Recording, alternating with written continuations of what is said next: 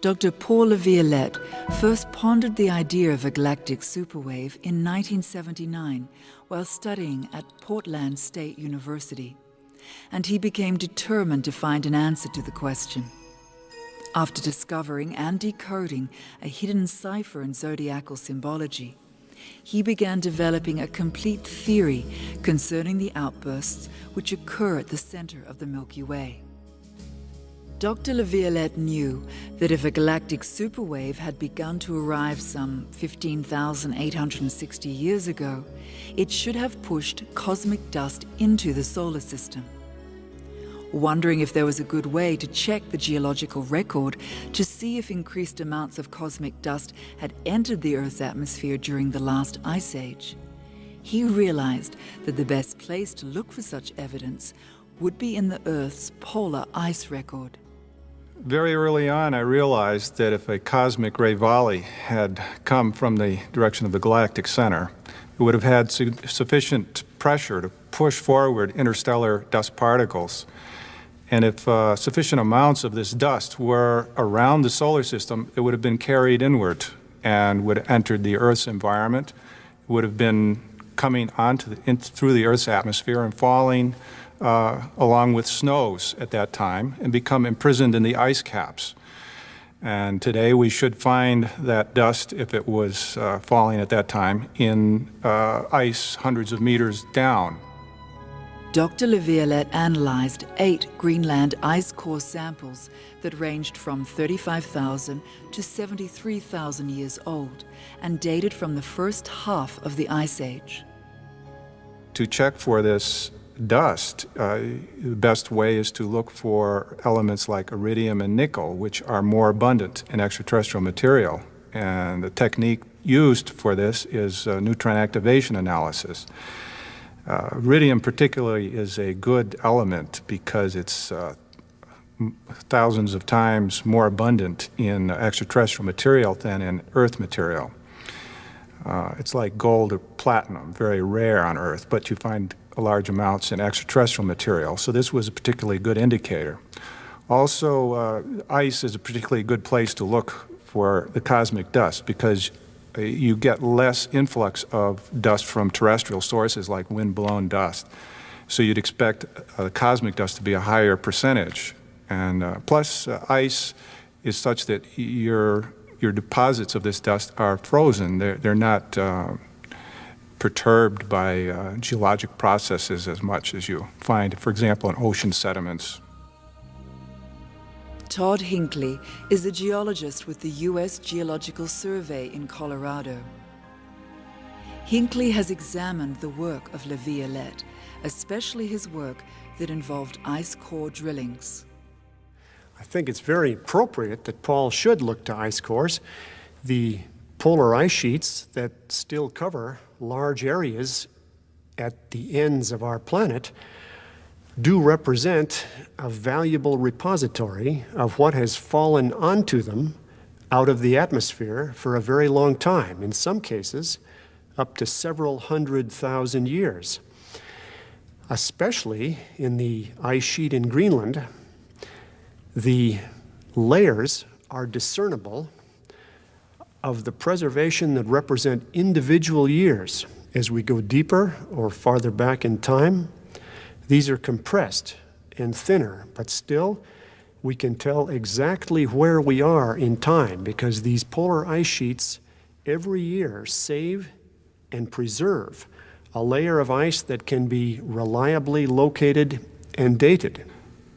I found that 6 out of the 8 Ice Age samples I tested contained much higher levels of iridium and nickel than current ice and snow. So I concluded that cosmic dust must have been entering the Earth's atmosphere at a much faster rate and accumulating on the Earth's surface much faster then than it does today.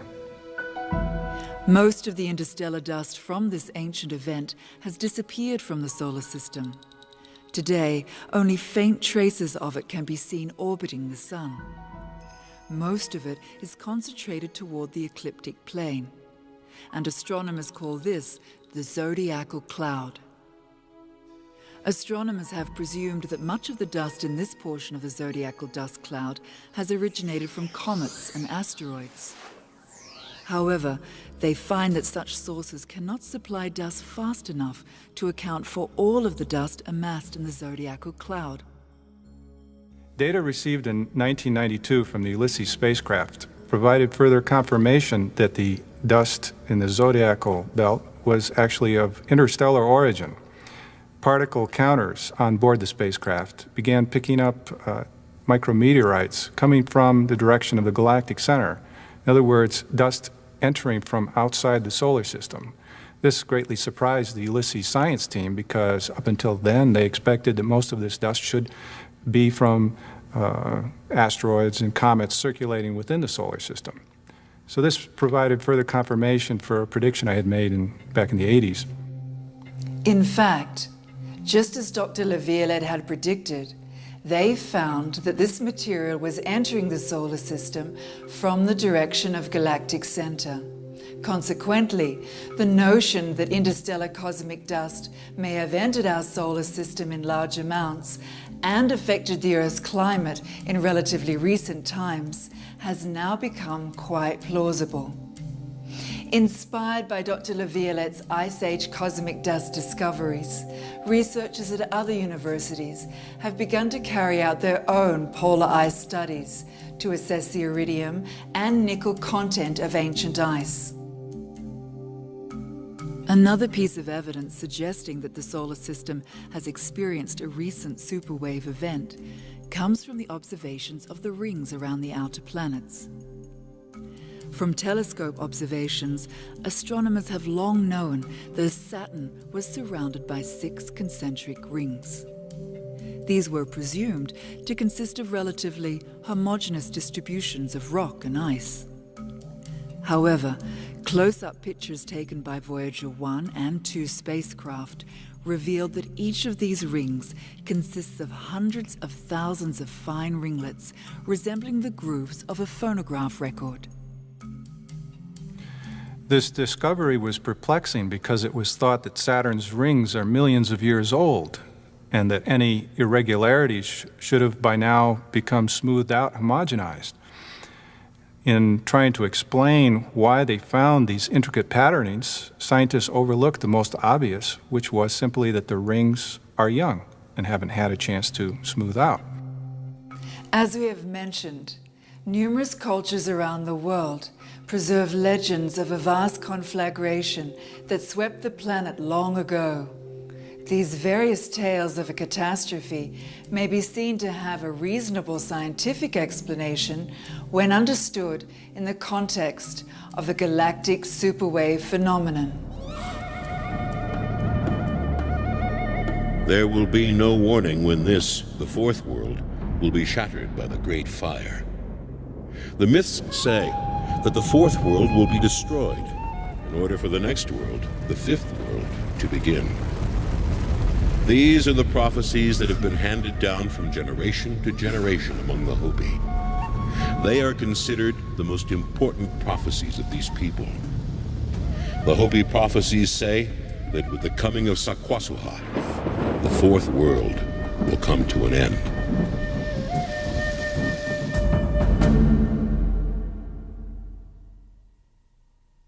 It is well known in astronomy that cosmic dust and gas falling onto the surface of a star will convert its acquired kinetic energy into heat at the moment of impact. In a similar fashion, large quantities of cosmic dust and gas injected into the solar system during a superwave passage and subsequently drawn onto the surface of the sun would have caused the sun to warm up. The cosmic dust cocoon surrounding the sun would also have contributed to increasing the sun's surface temperature by intercepting a portion of the sun's outgoing energy flux and reflecting it back onto the sun's surface. Both of these effects together would have caused sun's solar flare intensity to increase up to 1,000-fold during a superwave event. Cosmic dust and gas that was pushed into the solar system by a passing superwave would have caused the sun to behave as a T Tauri star. T Tauri stars are stars that are observed to be surrounded by a thick cloud of interstellar gas and dust that causes them to become highly luminous, to engage in continual coronal flare activity, and to become strong emitters of cosmic rays. In the case of the sun, whereas solar flares today recur anywhere from 1 to 10 times per year, during a superwave event, they would have been occurring so frequently that they would have been almost continuously present over the surface of the sun. During this time, the sun's luminosity would have increased up to several percent. The interstellar dust choking the solar system, together with this increased luminosity, would have produced a major warming of the Earth's climate. Tropical regions would have become unbearably hot, whereas high-latitude regions would have been plagued by floods issuing from the rapidly melting ice sheets. In the legends which speak of a vast conflagration, the Aipuranas, a tribe of northwestern Brazil, relate that long ago the earth was overwhelmed by a hot flood. This occurred when the sun, personified as a cauldron of boiling water, tipped over. The Australian Aborigines have a similar myth about an old man who opened the door of the sun and caused a stream of fire to pour down upon mankind. The Eskimos claim that the waters of the Arctic Ocean became so hot that they finally evaporated. According to the Druids, the great god punished mankind for his universal wickedness by sending a virulent poison on the earth by means of a violent wind. John Major Jenkins is a researcher and scholar on the history of the Mayan Indians of Mexico. He has successfully proven in his book, Maya Cosmogenesis 2012, that they were aware of the center of the galaxy and of its importance in Earth's history. I looked into the Maya mythology, the Popol Vuh, the hero twin myth, and I was able to identify certain astronomical features that seemed to be important to the ancient Maya, one of which is the Maya sacred tree. And following some clues by Maya scholars in decoding the Maya writing, the Maya sacred tree is the crossing point formed by the Milky Way and the ecliptic. Now, this was very interesting to me because looking at star charts, I noticed that this crossing point in Sagittarius, Scorpio region, is exactly where the galactic center is located. So I started to think that the galactic center might be something that the Maya were aware of. One question that of course came up is how could the Maya be aware of the galactic center? I mean, we tend to assume that this is something that was discovered fairly recently by science with radio astronomy and so on. But when we imagine looking at the Milky Way arching across the sky, our Milky Way is saucer-shaped, and in fact there's a very bright and wide area of the Milky Way in the region of Sagittarius. And so I concluded by looking at the Milky Way with just the naked eye alone, one could pretty easily determine that this was an important part of the Milky Way. In fact, given that the Maya mythologized the Milky Way as the great cosmic mother, it would seem a pretty straightforward step to take that to the next level and see that they were looking at the galactic center as the womb or the creation place of the sky, because that's pretty much what it looks like. It's very bright and very wide. It's called the nuclear bulge. Astrophysicists recognize that this is the area of the Milky Way out of which everything in our galaxy, including us, has come.